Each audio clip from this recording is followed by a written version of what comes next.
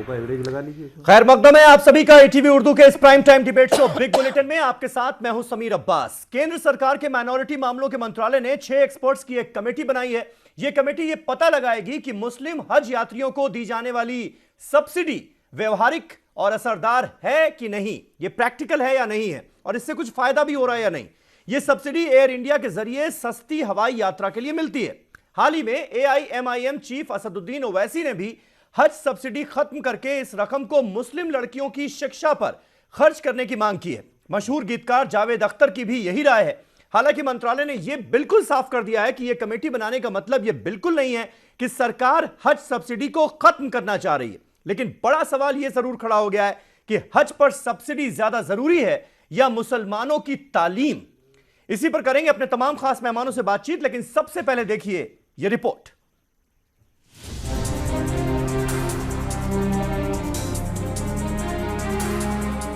मजहबी सियाहत तिजारती दुनिया में अब अपनी नई बुलंदियों को छूता जा रहा है। ये एक हकीकत है कि मुस्लिम दुनिया में कभी मजहबी सियाहत का कोई तस्वुर नहीं पाया जाता था, बल्कि मजहबी ज़ियारत की पजीराई की गई थी। लेकिन बदलते माहौल में मजहबी ज़ियारत ने मजहबी सियाहत की शक्ल इख्तियार कर ली। वहीं मरकजी वज़ारत अक़लियती उमूर हज सब्सिडी को मजीद मौसर बनाने की कोशिश कर रही है। इसके लिए 6 अरकान पर मुश्तमिल एक कमेटी बनाई गई है। मरकजी वज़ारत ने इस ज़िम्न में वाज़ेह किया है कि कमेटी तश्कील देने का मतलब ये बिल्कुल नहीं है कि हज सब्सिडी को ख़त्म किया जाएगा। वज़ारत अक़लियती उमूर के ज़राए के मुताबिक इसका मकसद सब्सिडी की सहूलत को मजीद मौसर अंदाज में नाफिज करना है। वादे है कि 2012 में सुप्रीम कोर्ट भी हज सब्सिडी को ख़त्म करने का हुक्म दे चुका है। दूसरी जानिब MIM सदर असदुद्दीन ओवैसी हज सब्सिडी को ख़त्म करने और इस फंड का इस्तेमाल मुस्लिम तलबा को तालीमी सहूलियात देने के लिए करने का मुतालबा करते रहे हैं। सुप्रीम कोर्ट के अंदर ही ये फैसला हुआ था कि जो हज की सब्सिडी है वो 10 साल में धीरे धीरे फेज आउट की जाए। UPA गवर्नमेंट में उसी पर ये सब्सिडी धीरे धीरे ख़त्म हो रही है। अब कुछ साल बचे हैं। ओवैसी साहब की ये मांग है कि ये सब्सिडी तुरंत ख़त्म हो जाए। Minority affair minister Mukhtar Abbas Naqvi साहब ने इस पर एक कमेटी बनाने की बात कही है। वो इस पर विचार करेंगे। देश में बहुत से लोगों की राय है कि ये धीरे धीरे ख़त्म हो या एक बार ख़त्म कर दिया जाए। में 2.83% ग्रेजुएट्स हैं, उसमें से कितने मुस्लिम लेडीज ग्रेजुएट होते हैं? 36% खाली, यानी आधे भी नहीं है। तो लिटरेसी रेट में भी मुसलमान मेल से कम है उनका ताल्लुक। तो ये पैसा आप तालीम के लिए इस्तेमाल करिए और हमारे नाम पर, हमारे कंधे पर रखकर आप बंदूक मत चलाइए एयर इंडिया को मजबूत करने के लिए। और मैं तो ये कह रहा हूं कि गवर्नमेंट ऑफ इंडिया का एक पैसा भी किसी भी रिलीजन के रिलीजियस एक्टिविटी में इस्तेमाल नहीं होना चाहिए। हज सब्सिडी को खत्म करने के लिए मरकजी वज़ारत अक़लियती उमूर ने आज़मीन हज को हवाई जहाज के सफर पर दी जाने वाली सरकारी सब्सिडी का जायजा लेने के लिए 6 रुकनी आला सतही कमेटी तश्कील दी है। वहीं कांग्रेस और दीगर जमातों ने ओवैसी की तजवीज़ की हिमायत की है। Bureau report, ETV news.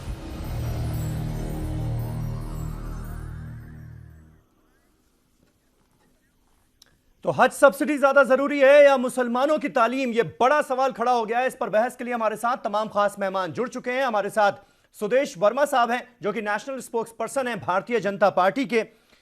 इसके अलावा JK बेनीवाल साहब हमारे साथ स्टूडियो में मौजूद हैं, रिलीजियस मॉडरेटर हैं, हिंदू धर्मगुरु हैं। मौलाना साजिद रशीदी साहब जो कि प्रेसिडेंट हैं ऑल इंडिया इमाम एसोसिएशन के, मुस्लिम धर्मगुरु हैं, हमारे साथ स्टूडियो में मौजूद हैं। विजय शंकर तिवारी जो कि नेशनल स्पोक्स पर्सन हैं विश्व हिंदू परिषद के, वो भी हमारे साथ स्टूडियो में मौजूद हैं। और थोड़ी देर में सैयद नासिर हुसैन साहब जो कि कांग्रेस के स्पोक्स पर्सन हैं, वो भी हमारे साथ जुड़ने वाले हैं। और मुफ्ती मंजूर ज़ियाई जो कि चेयरमैन है फैजान रजा के, वो भी मुंबई से हमारे साथ मौजूद रहेंगे। सुदेश वर्मा जी, पहला सवाल आपसे। जिस तरह से ये अल्पसंख्यक मामलों के मंत्रालय ने एक 6 एक्सपर्ट्स की कमेटी बनाई है, एक पैनल बनाया है जो ये विचार कर रहा है कि भाई ये जो हज सब्सिडी दी जा रही है ये प्रैक्टिकल है या नहीं, और इसका कितना इंपैक्ट पड़ रहा है, ये असरदार है या नहीं, इसका मकसद क्या है? क्योंकि एक सवाल जब से ये कमेटी बनाई गई है तब से ये खड़ा होने लगा है कि आप ये तय कर चुके हैं कि हज सब्सिडी को अब खत्म कर दिया जाएगा। क्या मकसद है इसका? देखिए, मकसद साफ है। आपको पता है कि सुप्रीम कोर्ट ने 2012 में ही, उस समय हमारी सरकार तो थी नहीं, UPA की सरकार थी, उस समय एक जजमेंट दिया था और सब लोगों ने इसको माना था कि ये होना चाहिए, आहिस्ता आहिस्ता फेज आउट होना चाहिए, और कम्युनिटी के अंदर से भी डिमांड आया है। ये बहुत बड़ी बात है, ये कोई और नहीं बोल रहा है, कम्युनिटी के अंदर से डिमांड आया है कि इसकी ज़रूरत क्या है, क्योंकि हज का अगर आइडियोलॉजिकल बात करें तो इस्लाम क्या कहता है वो आप अच्छी तरह से जानते हैं। तो इस दरमियान अगर आप देखें तो ये कमेटी उसको स्टडी करेगी कि क्या सही है क्या गलत है, क्योंकि अगर संख्या आप देखें तो 1994 से संख्या बहुत ज़्यादा हो गई है, हज में जाने वालों की संख्या, तो निश्चित है कि स्टेट पर बहुत ज़्यादा बर्डन आता है। तो उस बर्डन से भी कमी हो और उसको ज़्यादा प्रोडक्टिव जगह लगाया जाए जो सब लोगों के फ़ायदे हो, पूरे सिर्फ एक कम्युनिटी का, सारे कम्युनिटी का फ़ायदा हो। मैं पहली बार असदुद्दीन ओवैसी जी की बात से सहमत हूँ, बहुत प्रोग्रेसिव बात कर रहे हैं कि भाई हज सब्सिडी की क्या ज़रूरत है, एजुकेशन में लगाइए। बस इतना ही है कि एजुकेशन सिर्फ मुस्लिम का ही नहीं, सारे औरतों को एजुकेशन की ज़रूरत है। वेलफेयर मेजर्स में आप लगाइए, और ये बहुत अच्छी सोच है। स्टेट जो है आइडियोलॉजिकली भी स्टेट को धर्म से कोई मतलब नहीं होना चाहिए, और चूंकि हज जो है एक पार्ट ऑफ इस्लामिक थॉट है, इस्लामिक रिलीजन का पार्ट है, तो आपको ये सोचना पड़ेगा। इस मुद्दे पर सरकार को एक फैसला लेना है तो कमेटी सजेस्ट करेगी, इस पर कमेटी स्टडी करेगी। ठीक है विजय शंकर जी, वीएचपी का क्या रुख है इस पर? हज सब्सिडी होनी चाहिए या नहीं होनी चाहिए? देखो समीर जी, सब एक बात समझने की है जी। कि भारत में सांप्रदायिक राजनीति, तुष्टीकरण राजनीति का जीता जागता उदाहरण है इस प्रकार की सब्सिडी देने का।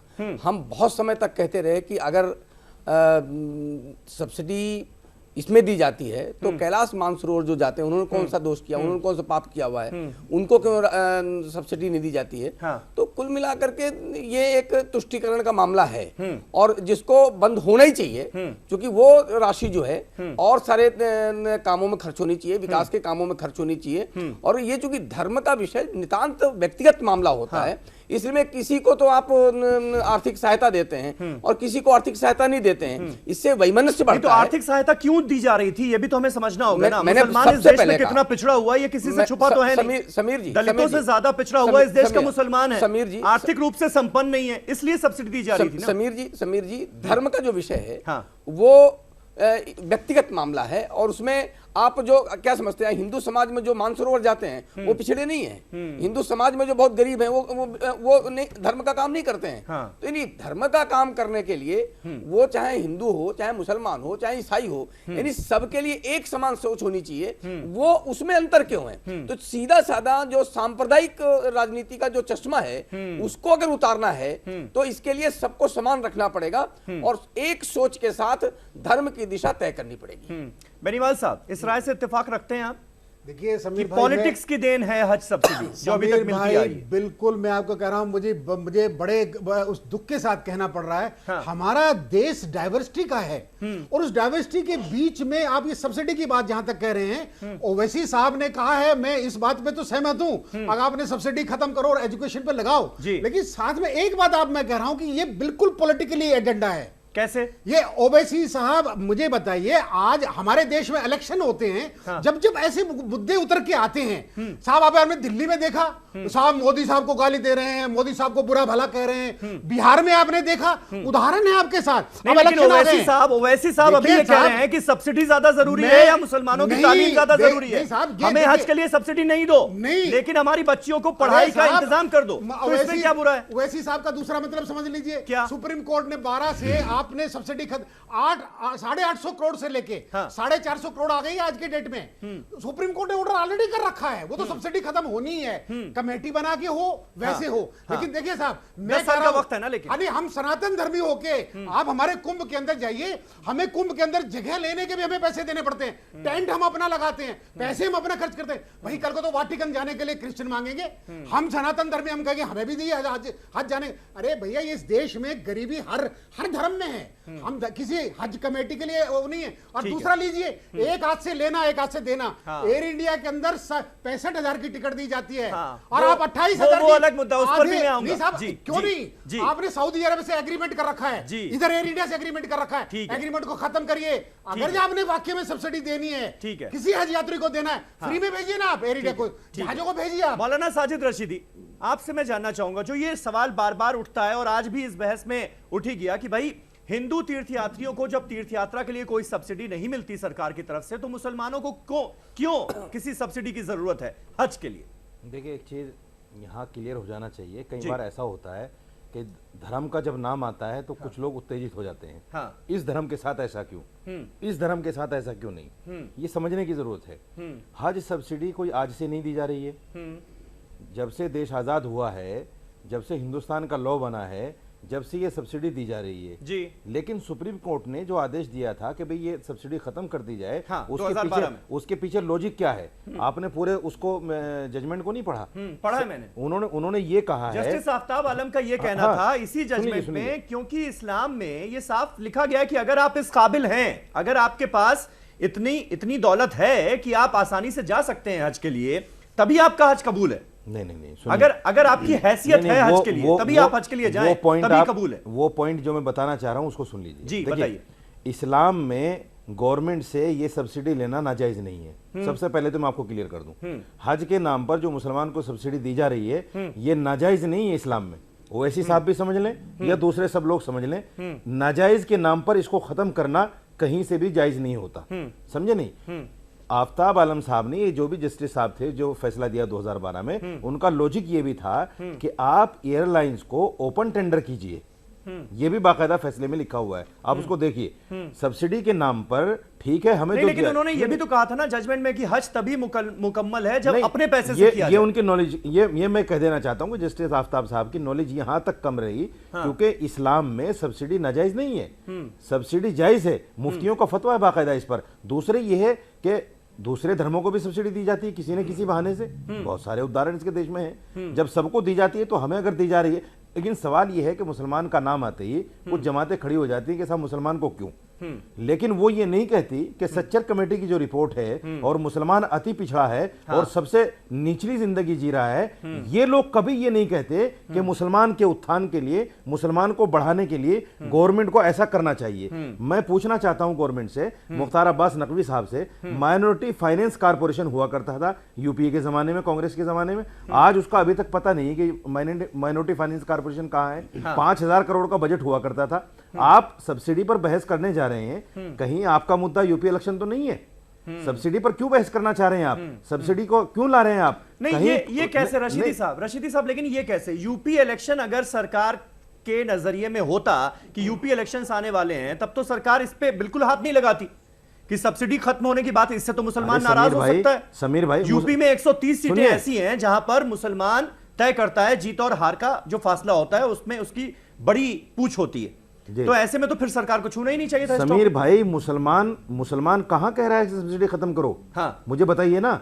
क्यों असदुद्दीन ओवैसी साहब मुसलमान नहीं है, जावेद अख्तर साहब मुसलमान नहीं है? आप मुझे बताइए, ओवैसी साहब 14 करोड़ के रिप्रेजेंटेटिव थोड़े ही हैं, या जावेद साहब 14 करोड़ को रिप्रेजेंट थोड़े ही कर रहे हैं? अगर दो आदमियों ने बयान दे दिया तो क्या 14 करोड़ के तर्जमान बन गए ये लोग? ऐसा कुछ नहीं है। आप इसका सर्वे कीजिए, हज सब्सिडी के नाम पर जो कुछ भी दिया जा रहा है, अरे एक मिसाल है गांव देहात की, चलो भागते चोर के नगोटी से ही कुछ तो कम से कम फायदा है, उस फायदे को आप क्यों सडनली खत्म करना चाहते हैं? दूसरे ये कि गवर्नमेंट जो कानून है, सुदेश वर्मा जी, इस पर एक रिएक्शन चाहूंगा आपसे। सर, जो सुप्रीम कोर्ट का आदेश है, क्या मौलाना साजिद रशीदी जिस बात का जिक्र कर रहे हैं कि बहुत सारे ऐसे लोग हैं, और मुसलमानों में तो एक बड़ा तबका है जो कि आर्थिक रूप से संपन्न नहीं है, लेकिन बहुत सारे लोग उनमें से भी हज के लिए जाना चाहते हैं, और ये सब्सिडी जो है उनके लिए बड़ी राहत का काम करती है। अगर ये खत्म हो जाएगी तो उनको दिक्कत तो होगी। इसके बारे में सरकार ने कुछ सोचा है? देखिए, एक इलेक्टेड रिप्रेजेंटेटिव जब कुछ बोलता है तो फिर भी हम मान लेते हैं कि उसके पास कोई एक हक है बोलने का, क्योंकि वो एक नुमाइंदा इलेक्टेड रिप्रेजेंटेटिव है। लेकिन जब ये मौलाना कुछ बोलते हैं कम्युनिटी के लिए, तो हम कैसे मान लें कि ये कम्युनिटी के इंटरेस्ट को रिप्रेजेंट कर रहे हैं? सबसे बड़ी बात ये है कि कम्युनिटी से ही ये डिमांड मौलाना के पीछे हजारों लोग नमाज पढ़ते हैं सुदेश जी, तो मुद्दा मौलाना के पीछे हजारों लोग नमाज पढ़ते हैं जी। आप एक आदमी सियासी नेता के बयान को मान रहे हैं, आलिम के बयान को नहीं मान रहे हैं। ये कौन सा तर्क हुआ आपका? नहीं होगा, ऐसा बोलना सही नहीं होगा। हम लोग तो डेमोक्रेसी को मानते हैं। ये कौन सा तर्क है आपका? डेमोक्रेसी के मानते हैं हम, धर्म सत्ता को नहीं। आप असदुद्दीन ओवैसी को मानते हैं, इसका मतलब आपका पार्ट है, वो बीजेपी का हिस्सा है। असदुद्दीन ओवैसी पॉलिटिकली बात मान रहे हैं आप, धर्म की बात हम नहीं करेंगे। धर्म की बात हम नहीं करेंगे। हम लोग इलेक्टेड रिप्रेजेंटेटिव की बात करते हैं। और जहां तक बात है, आप बताइए इस्लामिक स्कॉलर्स में मैं बोलूं तो शायद अच्छा नहीं लगेगा मेरे मुंह से, मैं कोई इस्लामिक एक्सपर्ट नहीं हूं, लेकिन जितना समझ मेरी है, जितना मैं इस्लामिक स्कॉलर से बात किया हूं, उसमें आपस में मतभेद है कि यह सब्सिडी लेना चाहिए कि नहीं, क्योंकि टैक्स पेयर्स मनी है। कोई मतभेद नहीं है इस पर कोई मतभेद नहीं है। पैसे से अगर सब्सिडी जा रहा है सुदेश जी, इस पर कोई मतभेद नहीं होना चाहिए। ये बाकायदा पिछले साल हज पैनल डिस्कस करेगा ना। मुफ्ती अताउर रहमान जो पटना हज कमेटी के चेयरमैन थे, मौलाना साहब आप बोल रहे हैं, सब लोग ऐसा नहीं बोलते, ये फतवा है, इसको सब लोग ऐसा नहीं बोलते। इसीलिए आपको पता नहीं, इसीलिए आप कमेटी को स्टडी करने दीजिए। मौलाना साजिद रशीदी ये कह रहे हैं कि बाकायदा इस पर जो कंफ्यूजन था वो दूर किया जा चुका है, इस पर फतवा जारी हो चुका है कि भाई सब्सिडी से कोई दिक्कत नहीं है, सब्सिडी ली जा सकती है, वो ये कह रहे हैं। अब आप अपनी बात रखिए। देखिए फतवे से जारी होगा, इस्लाम इंटरप्रेट होगा कि इस्लाम कुरान से इंटरप्रेट होगा, ये एक्सपर्ट्स को डिसाइड करने दीजिए ना। मैं क्यों बोलूं, अच्छा नहीं होगा मैं बोलूंगा। फतवा भी कुरान से ही आता है, पार्टी का रिप्रेजेंटेटिव सुदेश जी, फतवा भी कुरान से आता है, फतवा अपनी तरफ से मुफ्ती नहीं देता। स्टेट को धर्म से अरे बहुत से फतवे पर बड़ा कंट्रोवर्सी हुआ, आप कहां बोलो। अरे अगर आपको फायदा ही करना है तो आप ओपन टेंडर कर लीजिए ना। समीर अब्बास आप एयर इंडिया को फायदा पहुंचाने के लिए ऐसा क्यों कर रहे हैं सब कुछ? आप बाकायदा टेंडर कर लीजिए, उसके लिए नहीं रखता है। तमाम एयरलाइंस को बुलाइए, हाईकोर्ट ने भी फतवा और जो भी सस्ता टिकट थे उससे लीजिए। ये मुसलमानों के लिए काम कीजिए ना। हाईकोर्ट ने क्या बोला आपको पता है, तो वो छोड़ दीजिए, वो आप छोड़ दीजिए। मुद्दा देखिए, मुद्दा है कि सब्सिडी होना चाहिए नहीं, इस पर सुप्रीम कोर्ट ने अपना फैसला ले लिया है। एक पैनल गवर्नमेंट ने सेटअप किया है, और ये हमने तो किया नहीं, पहले से ही चला आ रहा है। और एक राय बनी है कि स्टेट को इंटरफेयर नहीं करना चाहिए रिलीजियस अफेयर में। कैलाश मानसरोवर की आपने बात की, कैलाश मानसरोवर ऐसा छेड़ रहे हैं इलेक्शन के मौके पे, जाना ही है, तो बाकायदा हर साल रिड्यूस हो रहा है ना। अगर आप कॉम्पिटेंट हैं तो हज में तो आप जाएंगे, तो कैलाश मानसरोवर की रिलीजियस यात्रा है, ये कल्चरल यात्रा है, ये आपको डिसाइड करना पड़ेगा। मैं रिलीजियस नहीं होऊंगा, फिर भी मैं कैलाश मानसरोवर जाना चाहूंगा, मेरा धर्म मुझे नहीं बोलता कैलाश मानसरोवर जाओ, लेकिन हज में जाना तो धर्म मैंडेट करता है ना। अगर आप अफोर्ड कर सकते हैं तो थोड़ा सेपरेट करके देखने की जरूरत है। आप मुझे ये बताइए कि आप कोई मुस्लिम धर्मगुरु ये कहता है कि आप हिंदुओं को मत दीजिए, आप दीजिए ना।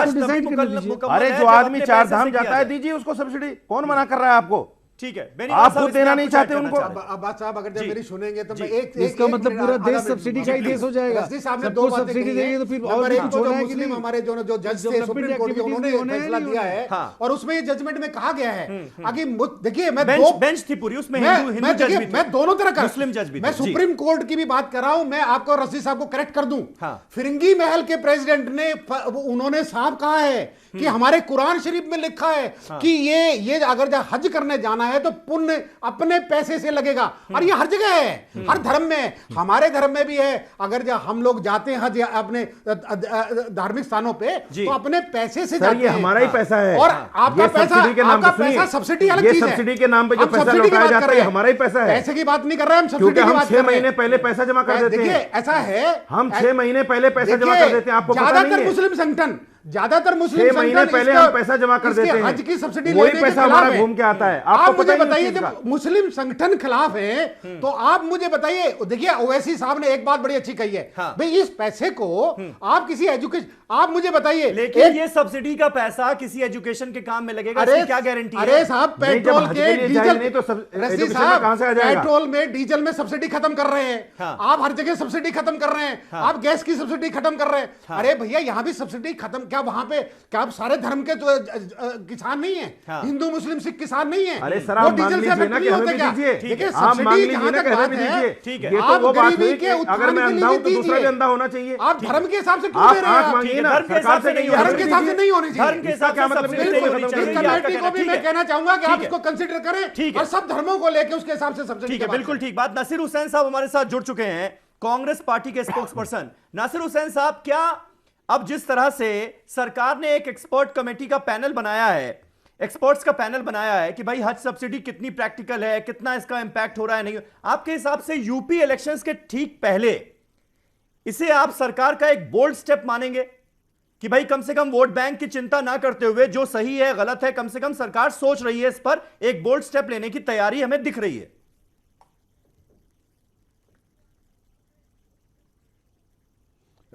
देखिए 2012 में सुप्रीम कोर्ट का एक जजमेंट आया था जिसमें ये कहा गया था कि जो सब्सिडी के नाम पे जो भी सहूलतें दिए जा रहे हैं उसको over a period of 10 years उसको कम कर लेके आना है।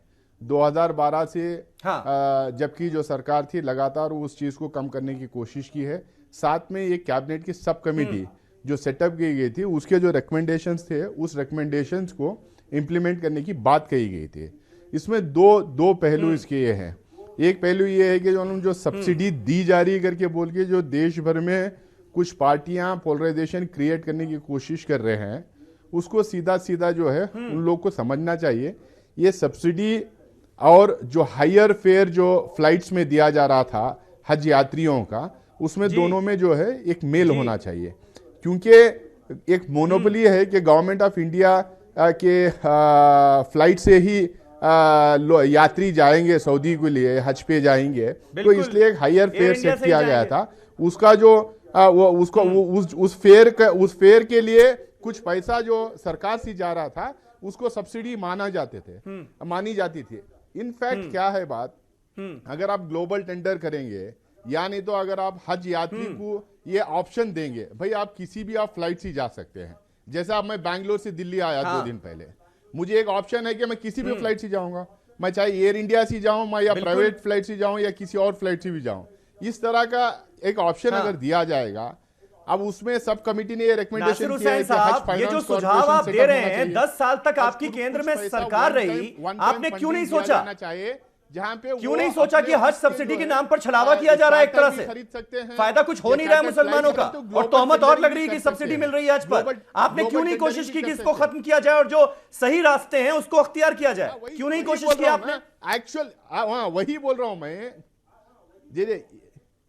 देखिए वही कह रहा हूं मैं, एक्चुअली वो सब्सिडी नहीं है।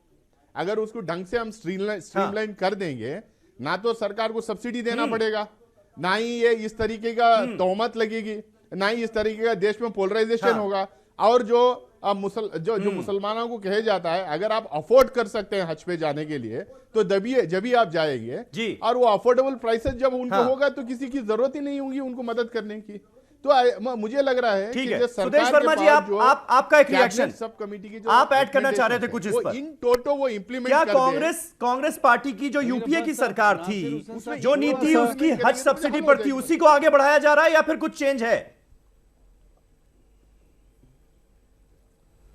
देखिए हमने तो उसी को आगे बढ़ाया है, मैं उसका पर्सपेक्टिव पूरा दूंगा, लेकिन नासिर हुसैन साहब जो बोल रहे हैं थोड़ा सा उसमें फैक्ट्स को करेक्ट करने की ज़रूरत है। क्योंकि देखिए जो स्टेट कैरियर है, एयर इंडिया है ना स्टेट कैरियर है, तो कम्युनिटी से भी डिमांड आया, क्योंकि एक बार बीटिंग भी हुई थी, हर बार एयर इंडिया ही नहीं ले गया, प्राइवेट एयरलाइंस भी ले गए 2-3 साल। तो कम्युनिटी से डिमांड आया कि स्टेट कैरियर ही उनका ज़्यादा रखरखाव अच्छे से कर सकता है, इसीलिए स्टेट कैरियर को फिर से एम्प्लॉय किया गया। ये कोई ऐसा नहीं है कि दूसरे को आप लाएंगे सस्ता हो जाएगा, सबसे सस्ता स्टेट कैरियर ही है, ये नासिर हुसैन साहब को पता होना चाहिए। और ये बहुत क्लैरिफाई किया है हमारे पूर्व सिविल एविएशन मंत्री सैयद शाहनवाज हुसैन जी, जो कम्युनिटी रिप्रेजेंटेटिव भी है, उन्होंने भी बताया क्या कारण है।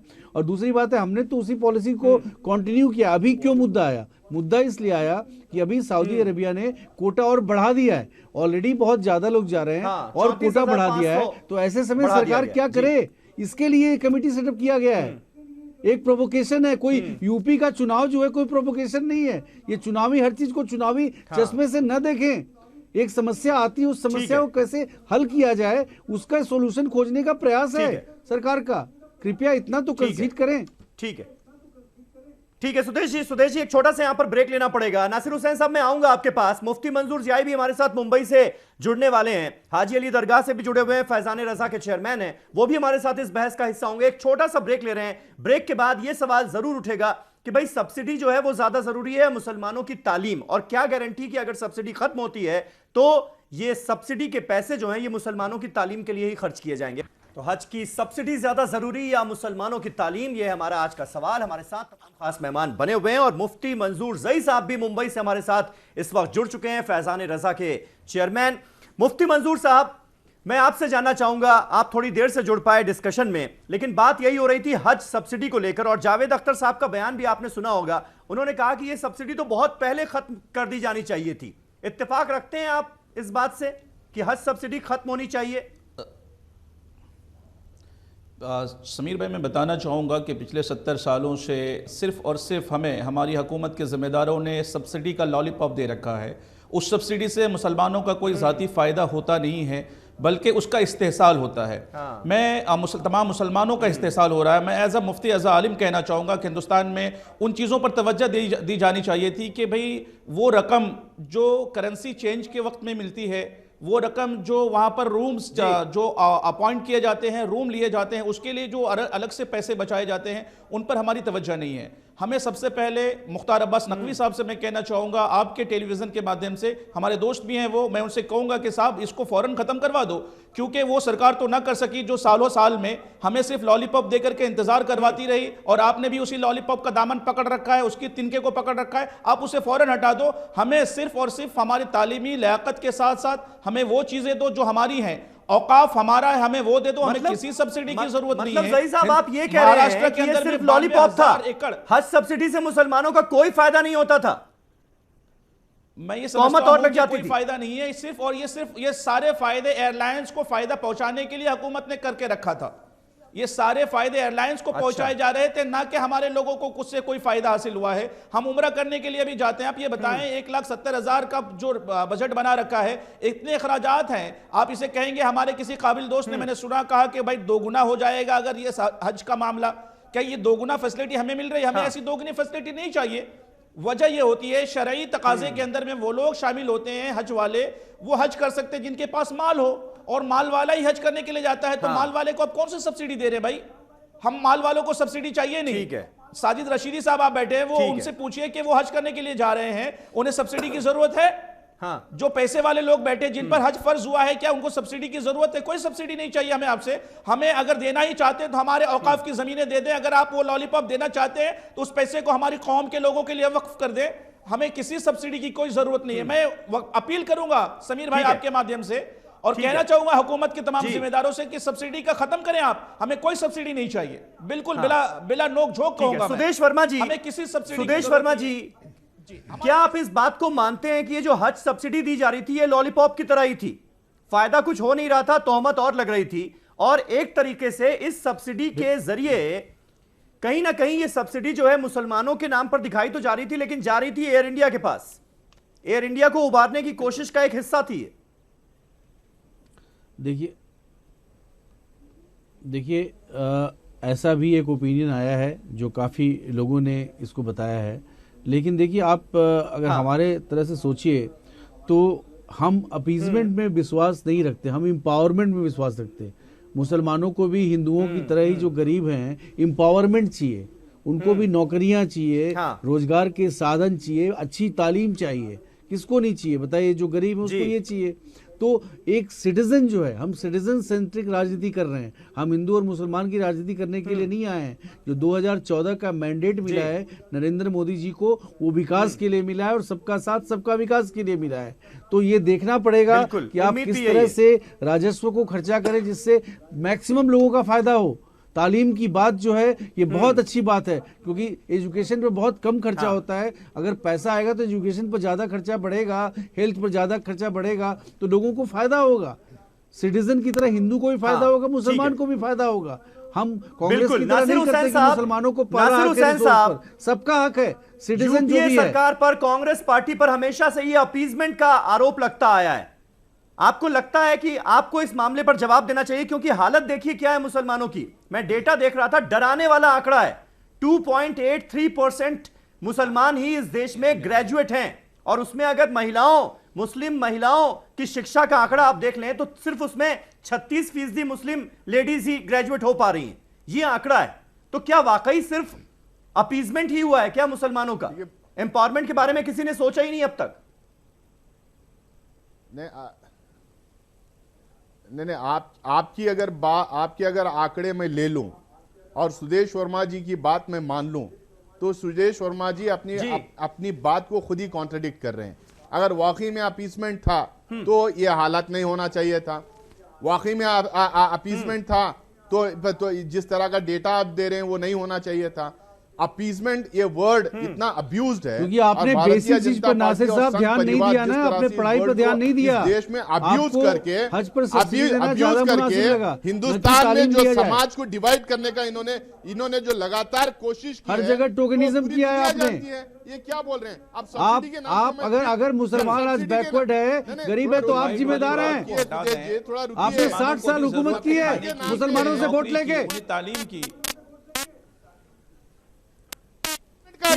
विजय शंकर तिवारी जी, आपने बुनियादी मसलों पर बात ही नहीं किया। विजय शंकर तिवारी जी, सिर्फ अपीजमेंट किया है। साहब जिस बात का जिक्र कर रहे हैं कि ये हज की सब्सिडी हमको नहीं चाहिए, में डाल दो। मुसलमानों को तालीम की ज्यादा जरूरत है, हमारी बच्चियों को तालीम मुहैया कराई जाए, इस बात से तो इत्तेफाक रखेंगे आप? पहली बार ओवैसी साहब ने जो कहा है उसके समर्थन में तो है वीएचपी। समीर भाई, अभी हमारे मौलाना साहब भी बोल रहे थे, यही बात बोल रहे थे, और ओवैसी साहब ने यही बोला है जी। तो दो बातें सामने निकल के आ गई हैं। हाँ। एक तो रशीदी साहब कहते हैं कि नहीं, सब्सिडी रहनी चाहिए। हाँ। इसको किसी भी तरीके से खत्म नहीं करनी चाहिए। हाँ। और ओवैसी साहब और मौलाना साहब कहते हैं नहीं, इसको खत्म कर देना चाहिए। इससे उनका कोई भला नहीं हो रहा है। हाँ। और उसको उनके विकास के काम में लगाना चाहिए। हाँ। हम कहते हैं इनके मुंह से ये क्यों नहीं निकल रहा है कि जो पैसा सब्सिडी का जा रहा है उसको देश के विकास में लगाना चाहिए। जो भी इस देश में गरीब है, वो हिंदू है, मुस्लिम है, क्रिश्चियन है, जो भी गरीब है, क्योंकि इस देश का मुसलमान पिछड़ा हुआ है, क्यों नहीं निकल रहा है? क्योंकि इस देश का मुसलमान पिछड़ा हुआ है। आपको लगता है कि जो सच्चर कमेटी की रिपोर्ट ये बताती है कि दलितों से बुरी हालत मुसलमानों की है, और मेरे सामने तो डेटा है ना। आप ये डेटा क्या डरावना नहीं मानते कि 2.83% मुसलमानी ग्रेजुएट हो पा रहा है? यानी आप समझ सकते हैं कि अंदाजा लगा सकते हैं कम्युनिटी की हालत क्या है। तो जिसने किया है उनकी नाकामी उनके सामने है ना जी। जिन्होंने तुष्टीकरण के लिए सारा काम शुरू किया और वो इस बात को नहीं देख पाए कि समाज को उठाना है। आज इनको ये क्या कहना चाहिए, ओवैसी साहब को क्या कहना चाहिए, मौलाना साहब को क्या कहना चाहिए? इनकी नजर में तो अगर सेकुलर की बात करते हैं, सारा देश एक समान है, तो सारे देश को एक नजरिए से देखना चाहिए ना। ठीक है। जो योजना जाए, मौलाना साजिद रशीदी, ये सवाल आपके लिए है। जब आप हम कहते हैं तो सिर्फ ये मुसलमानों की ही बात क्यों करते हैं? आप पूरे देश की बात क्यों नहीं करते कि ये सब्सिडी हटाइए? 650 करोड़ जैसा कि डेटा दिया जा रहा है, मैं नहीं जानता कि सही है या गलत है, लेकिन ये 650 करोड़ जो दिया जा रहा था, ये आप सब्सिडी खत्म कीजिए और देश के विकास के लिए लगाइए। ये बात क्यों नहीं होती? मुझे बड़ा अफसोस होता है जब मैं सियासी लोगों को सुनता हूं, कांग्रेस ये मामला बीजेपी पे डाल देती है, बीजेपी ये मामला कांग्रेस पे डाल देती है। हम मानते हैं कि कांग्रेस ने पिछले 65 सालों में मुसलमान के लिए कुछ नहीं किया विकास के नाम पर, हम एग्री करते हैं, मानते हैं आप ये? मानते हैं। हाँ। लेकिन ये भी सच्चाई है कि पिछले 2.5 साल में क्या बीजेपी ने अपीजमेंट की राजनीति नहीं की है? क्या मुसलमानों को डराने की राजनीति नहीं की है? कभी साक्षी महाराज, कभी साध्वी प्राची, कभी योगी आदित्यनाथ, क्या ये अपीजमेंट नहीं है? क्या ये मुसलमानों को डराने धमकाने की बात नहीं है? मैं ये कहना चाहता हूँ, अगर ये सियासी लोग ईमानदार हैं तो आप इस बात की गारंटी दे दीजिए, आप इस बात की गारंटी दे दीजिए, जैसे ब्रेक पे जाने से पहले आपने कहा था कि क्या गारंटी है कि ये पैसा मुसलमान की एजुकेशन पर लगेगा? नहीं, क्या गारंटी है कि ये पैसा मुसलमान के देश के विकास में लगेगा? योगी आदित्यनाथ, साक्षी महाराज, ये आपकी पार्टी के सांसद तो हैं, उनके बयानों को खारिज तो नहीं कर सकते आप? सर छोड़ दीजिए साक्षी महाराज को, आप मुझे ये गारंटी दे दीजिए कि ये पैसा हमारे विकास पे लगेगा। एक बात बताइए, आप सिर्फ ये गारंटी दे दीजिए मुझे, और मैं भी आपके साथ खड़ा हो जाता हूँ। पॉलिसी डिसाइड करिएगा या प्रधानमंत्री जो बोल रहा है उससे डिसाइड करिएगा? नहीं, आप मुझे सिर्फ ये बताइए कि ये पैसा हमारे विकास पर लगेगा। बात बताइए, आप इस बात की गारंटी दीजिए सुदेश जी कि ये पैसा हमारे विकास पे लगेगा। आप क्यों? अगर हमसे सब्सिडी छीनी जा रही है तो ये पैसा हमारे ही विकास पे लगेगा। आप इसको ध्यान से सुनिए, गारंटेड कीजिए। ये सवाल है, ये सवाल मैंने भी ब्रेक से पहले उठाया था। साजिद साहब प्लीज मेरी बात को प्लीज, मैं सुदेश जी इस पर आपका जवाब चाहूंगा। इस पर गारंटेड हमें गारंटी कीजिए आप। लेकिन उससे पहले मुफ्ती मंजूर ज़ई साहब, आपका रिएक्शन, आप इनसे जवाब अगर हज सब्सिडी, मैं बिल्कुल लूंगा, फिर ये जवाब इधर चला जाएगा। मुफ्ती मंजूर ज़ई साहब, अगर हज सब्सिडी खत्म की जा रही है तो क्या मांग होगी और कैसे ये तय होगा कि ये पैसा अब मुस्लिम कम्युनिटी के वेलफेयर में यूज किया जाएगा? वो हुज्जाज इकराम जो वहां जा रहे हैं वो अपने पैसे से जाएं। आप अगर कुछ देना चाहते हैं तो हज कमेटी को खुद मुख्तार बना दीजिए। एक चीज और, हमें आपके किसी भीख की जरूरत नहीं है, वो सब्सिडी की भी हमें जरूरत नहीं है। पूरी कौम के लिए लगाइए, पूरे हिंदुस्तान के लिए लगाइए, लेकिन औकाफ की जितनी जमीनें हिंदुस्तान में पड़ी हैं वो हमारे हवाले कर दिए, जो कि हमारी मिल्कियत है, जो कि हमारी है, वो हमें तो दे दीजिए। हमें किसी भी भीख की जरूरत नहीं पड़ेगी। मैं समझता हूं कि हिंदुस्तान में सबसे बड़े लैंडलॉर्ड हम हैं, वो हमें अता कर दीजिए, हमें दे दीजिए। मुख्तार नकवी साहब आपके दोस्त हैं, तो आप बहुत लिबरल हो रहे हैं आज। मुफ्ती साहब, मुख्तार अब्बास नकवी आपके दोस्त हैं, तो आप लिबरल हो रहे हैं। मैं आपसे ये कहना चाहता हूं, ये लोग वक्फ मिलाद को हमारे हवाले करेंगे, इसकी क्या गारंटी है? कोई जरूरत नहीं है, और सब्सिडी छोड़कर ये पैसा हमारे विकास में लगेगा, हमारा क्या गारंटी है? आप दीजिए, सुदेश वर्मा दिलवा दीजिए ना। नहीं, ये गारंटी हमें आप दे दें, सुदेश वर्मा दे दें। बिल्कुल बिल्कुल। सुदेश वर्मा जी, गारंटी आपसे इस बात की मांगी जा रही है कि हज सब्सिडी अगर खत्म हो रही है तो वो पैसे मुस्लिम कम्युनिटी के वेलफेयर में यूज किए जाएं, एजुकेशन में यूज किए जाएं। क्या इसकी गारंटी मिलेगी? देखिए, मैं उसका उत्तर दे रहा हूं, प्लीज मुझे सुन लीजिएगा, प्रवोक मत होइएगा। मेरा प्रवोक करने का कोई इंटेंशन नहीं है।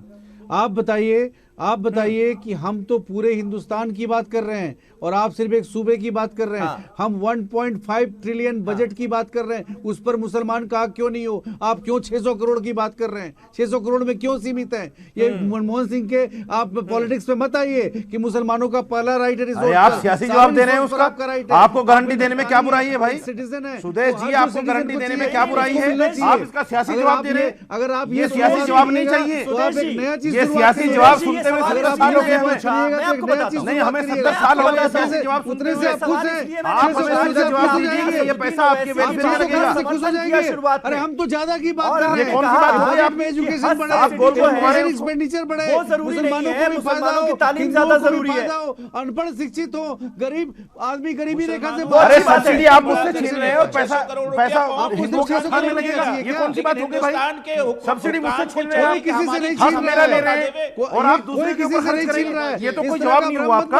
बनाइए। मेरा पैसा मेरे ऊपर लगना चाहिए, नहीं मेरा पैसा मेरे ऊपर लगना चाहिए, पूरे देश के विकास, मेरा पैसा मेरे ऊपर लगना चाहिए।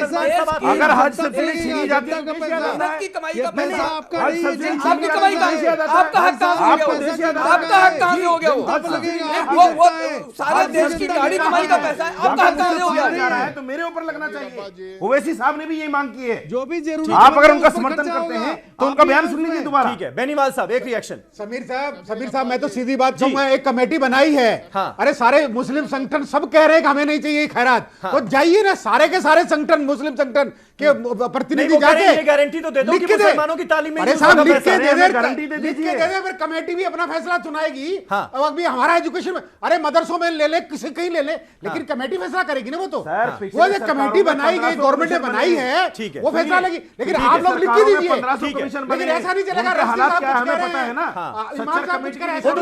फैसला तो सरकार को ही करना है, फैसला सरकार और सुप्रीम कोर्ट का ऑर्डर है तो खत्म तो करनी ही है सब्सिडी।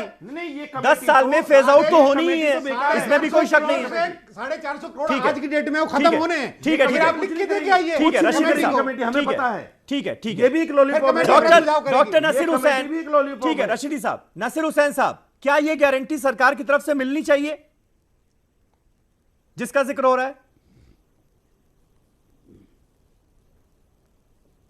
देखिए, पहली बात तो ये सारा जो बहस हो रहा है कि एक तरफ सब्सिडी कम कीजिए और दूसरी तरफ मुसलमानों के एजुकेशन पे लगाइए। मुझे लगता है कि जो सब्सिडी हो या ना हो, सब्सिडी है या नहीं है, उसका बात का डिबेट है। मुसलमानों के और देश के हर कम्युनिटी के लोग, जो गरीब लोग हैं, गरीब बच्चों हैं, उनके तालीम पे खर्च करना किसी भी सरकार, चाहे वो भाजपा की सरकार हो, चाहे कांग्रेस की सरकार हो या QIS सरकार हो, उसकी जिम्मेदारी है कि उनका फंडामेंटल राइट है, उनके ऊपर खर्च करना ही चाहिए। उसको प्लीज लिंक मत कीजिए। Point number 1। पॉइंट नंबर 2, अगर जो sub committee, cabinet sub committee बनी थी, जिसका बीजेपी गवर्नमेंट जिसका एक पहलू इंप्लीमेंट किए हैं कि उन्होंने एक्सटर्नल अफेयर्स मिनिस्ट्री से हज कमेटी को निकाल के माइनॉरिटी अफेयर्स मिनिस्ट्री को ऑलरेडी दे चुका है, उसी लाइन पे हज फाइनेंस कॉर्पोरेशन वो सेटअप कर देंगे तो पूरे देश को पता चल जाएगा कि वहां हज सब्सिडी थी ही नहीं। हज सब्सिडी थी ही नहीं, कौन दे रहा था, किसको दे रहा था? सुदेश वर्मा जी क्या आज देश को यह समझाएंगे हज सब्सिडी कौन पैसे दे रहा था और किसको दे रहा था? एक्चुअली वहां पे ये एयरलाइंस वाला जो मसला सॉल्व हो जाएगा तो हज सब्सिडी का मामला उठेगा ही नहीं। ये चीज जो है लोगों का गलत प्रचार है, कोई सब्सिडी है नहीं। हायर रेट लोग उड़ के चले जाएंगे, फ्री में उड़ के जाएंगे, क्या कुछ तो पैसा तो लगेगा ना। फाइनेंस कॉर्पोरेशन आप इंप्लीमेंट करो ना भाई, आप सब्सिडी, आप सब कमेटी के। चलिए ठीक है सुदेश जी, 10 साल में यूपीए सरकार ने इंप्लीमेंट नहीं किया, लेकिन अब आप इंप्लीमेंट करेंगे ना। ये जो बेफिजूल की तोहमत लग रही थी मुसलमानों पर हज सब्सिडी वाली, ये खत्म होगी। नहीं 2000 नहीं समीर अब्बास साहब, मैं थोड़ा सा इसको एक्सप्लेन कर दूं। देखिए, इम्प्लीमेंटेशन शुरू हो चुका था, इम्प्लीमेंटेशन शुरू हो चुका था। 2012 में जजमेंट आया था और हर साल 10% करके सब्सिडी को काटना है। इस बार क्या हुआ, क्योंकि ऑलरेडी बहुत ज्यादा लोग जा रहे थे, इस बार क्या हुआ, सऊदी अरेबिया ने और कोटा बढ़ा दिया हिंदुस्तानियों के लिए। तो इस दरमियान इसके लिए एक कमेटी बनाई गई कि अब क्या किया जाए, और कोटा बढ़ रहा है, कोर्ट का ऑर्डर है सब्सिडी खत्म करो 10 साल में, तो क्या किया जाए, ये कमेटी ये डिसाइड करेगी। तो इस कमेटी को अपना निर्णय लेने दीजिए, कम्युनिटी लीडर्स हैं वहां पर। चलिए ठीक है, कमेटी के निर्णय का हमें इंतजार करना चाहिए। बहुत बहुत शुक्रिया सुदेश वर्मा साहब हमारे साथ इस बहस का हिस्सा बनने के लिए। मौलाना साजिद रशीदी, मुफ्ती मंजूर जियाई साहब, विजय शंकर तिवारी जी, बेनीवाल जी, आप सभी का बहुत बहुत शुक्रिया हमारे साथ इस बहस में हिस्सा लेने के लिए। नासिर हुसैन साहब, आप भी हमारे साथ जुड़े, बहुत बहुत शुक्रिया। तो कमेटी के फैसले का इंतजार होना चाहिए, और साथ ही साथ ये वादा सरकार की तरफ से जरूर दिया जा रहा है कि ये जो पैसे सब्सिडी में जा रहे थे अब देश के विकास में खर्च किए जाएंगे। और जाहिर है, जब देश की बात होती है तो वो मुसलमान, हिंदू, सिख, ईसाई सभी की बात होती है, इसमें किसी को कोई शक नहीं होना चाहिए। बहुत बहुत शुक्रिया। मंडे को आपसे फिर मुलाकात होगी एक नए टॉपिक पर, नई डिबेट के साथ हाजिर होऊंगा। तब तक के लिए शब बखैर।